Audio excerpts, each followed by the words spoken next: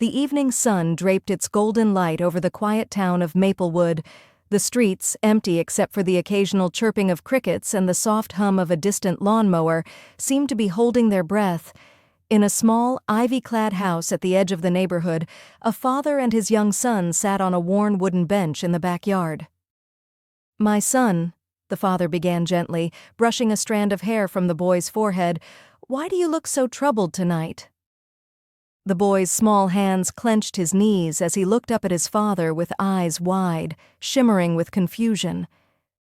"Dad," he said softly, almost as if speaking too loudly would make the words disappear. "I don't understand what death is." The father's chest tightened.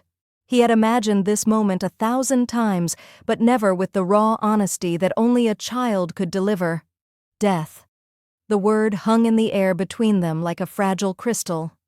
"Come here," the father said, pulling the boy close. "Let me try to explain it, the best I can." The boy nestled against his father, and together they watched the sun dip lower, casting long shadows across the garden. "Death," the father began, "is something everyone experiences, but it's different for every heart. It's like when the wind takes the scent of a flower away. The flower isn't there anymore, but the memory of its scent lingers. You can remember it, feel it, and even smile because it was beautiful." The boy frowned, trying to grasp the concept. "But if someone dies, they don't come back?" "No, son," the father said softly. "They don't. But that doesn't mean they're gone from us. They live in our hearts, in the stories we tell about them, in the things they loved, and in the lessons they left behind." A gentle breeze rustled the leaves of the old oak tree standing sentinel in the corner of the garden. The boy's mind wandered as he imagined the invisible threads connecting him to everyone he had ever loved, even those who were no longer there. The father continued, his voice breaking slightly though he tried to hide it. "Do you remember Grandma?" The boy nodded, his small lips trembling. "She used to make the best chocolate chip cookies." "She did," the father smiled sadly. "And though she isn't with us anymore when we bake cookies or when I tell you stories about her, she's still here. She's still with us in our hearts. That's what death is, son. Not the end, but a beginning of remembering." Tears welled up in the boy's eyes. "But it hurts, Dad.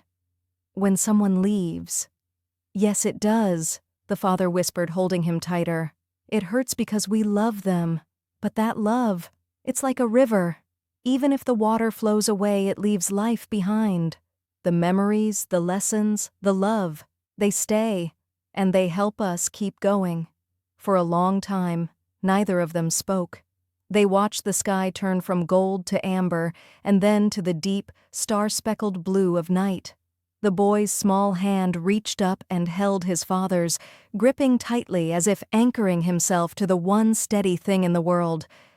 "Dad," he whispered, "do you think someday you'll die too?" The father swallowed hard, feeling the weight of the question.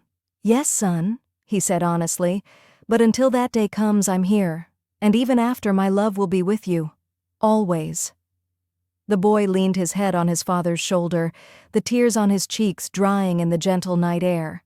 And in that quiet moment, under the watchful eyes of the stars, he began to understand, not fully, but enough to feel the warmth of love that death could never take away. From that night on, the boy carried with him a new understanding. Death was not the opposite of love, but its shadow, its echo. Every laugh, every hug, every whispered, "I love you," became a treasure, a way to keep those who had left alive in his heart.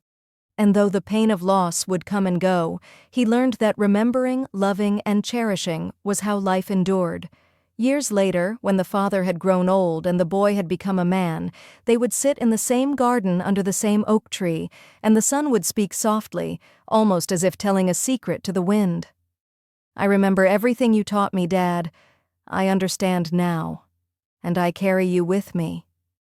The father smiled, his eyes glistening. "And I am proud of you, son. Always proud." And as the stars shimmered above them, father and son sat together, bound by love that death could never touch, in a garden that held the echoes of every memory they had shared. Thank you for watching. Don't forget to like, comment, and share if you enjoyed the story, and subscribe for more stories that touch your heart.